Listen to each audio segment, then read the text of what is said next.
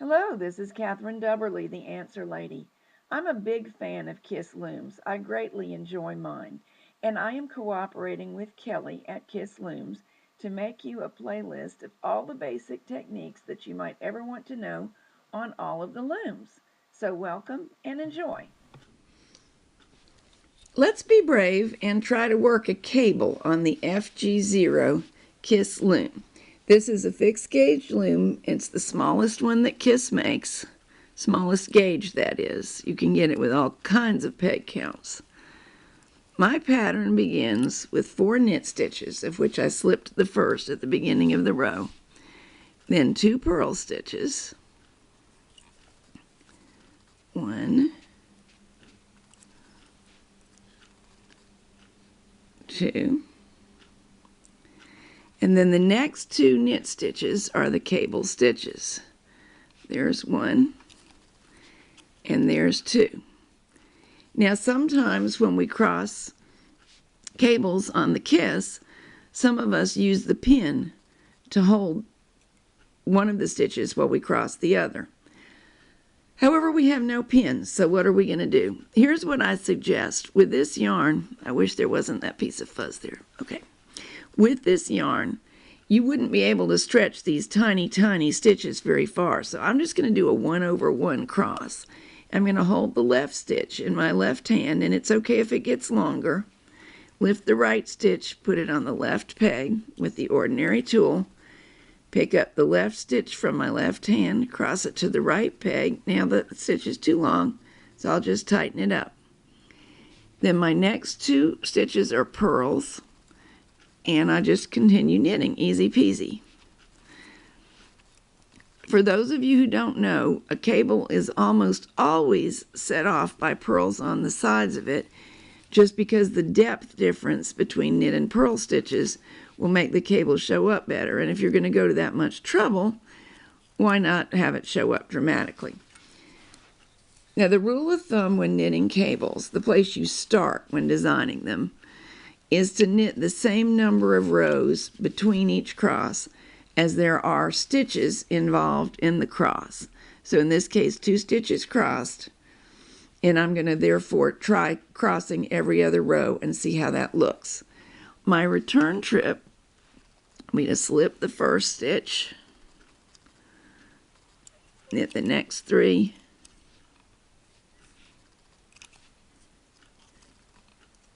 purl the next 2, and so on. I'll just knit in the pattern but no crosses.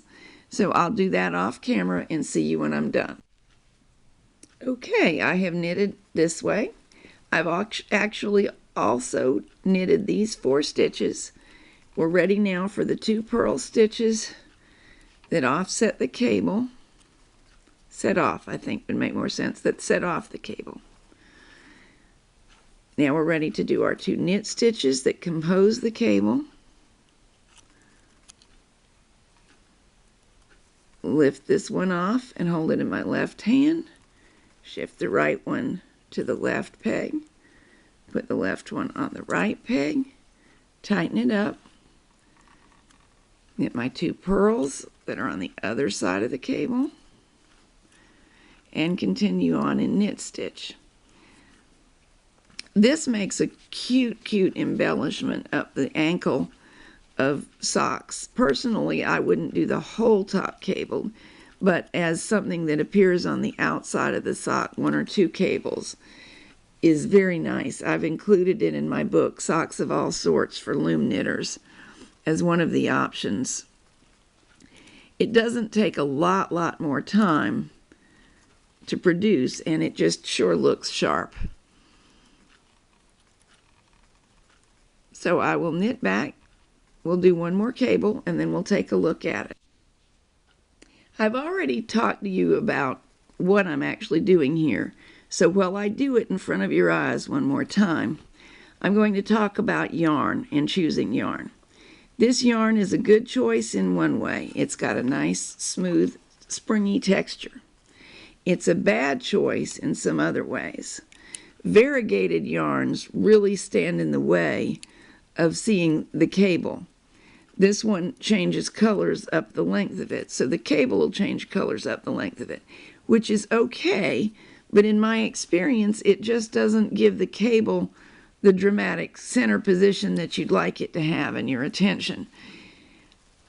This is a good choice in color, medium strength colors, not overly pale, and definitely not dark. Show up cables best.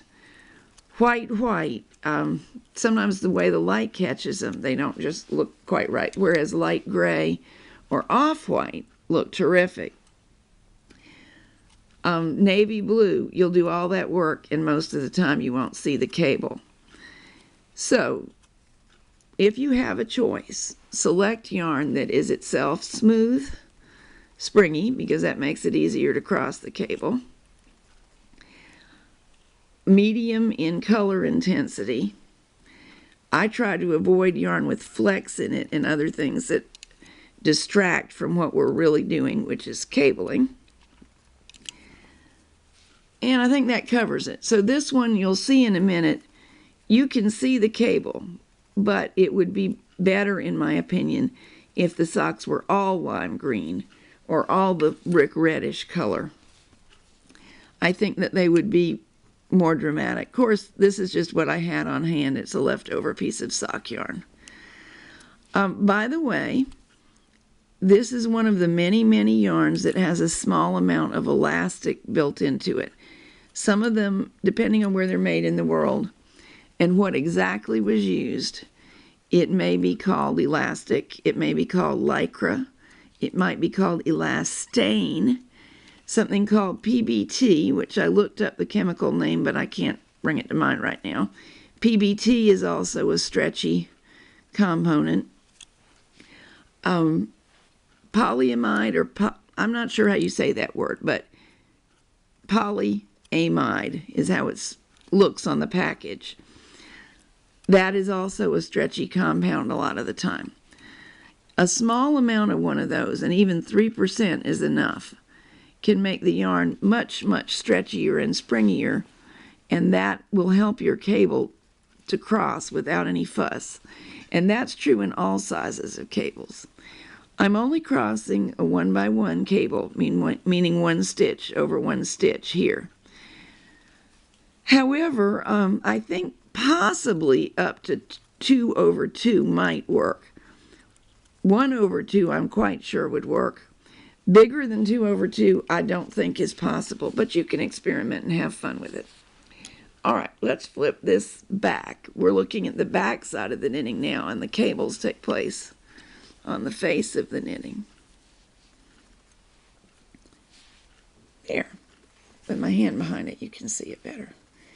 But do you see what I mean? Although it's cute, and our purl stitches are setting it off, where it changes colors, it looks muddy. Let me go ahead and pull it all the way off. Whereas the individual segments look quite nice. There's a good view.